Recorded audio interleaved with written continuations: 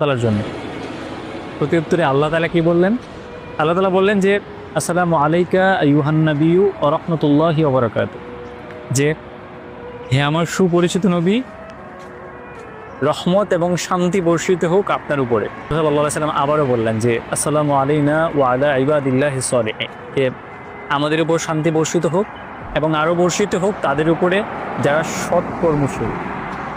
আল্লাহ তাআলা এবং রাসূলুল্লাহ সাল্লাল্লাহু আলাইহি ওয়াসাল্লামের সেই কথোপকথন শুনে ফিরিশতারা সমস্বরে বলে উঠল, আশহাদু আল্লা ইলাহা ইল্লাল্লাহু ওয়া আশহাদু আন্না মুহাম্মাদান আবদুহু ওয়া রাসূলুহু, দেব আমরা সাক্ষ্য দিচ্ছি আল্লাহ তাআলা ছাড়া আর কোনো মাবুদ নেই, রাসূলুল্লাহ সাল্লাল্লাহু আলাইহি ওয়াসাল্লাম আল্লাহ তাআলার বান্দা এবং রাসূল।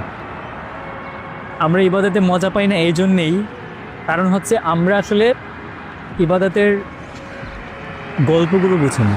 সূরাতে আল্লাহ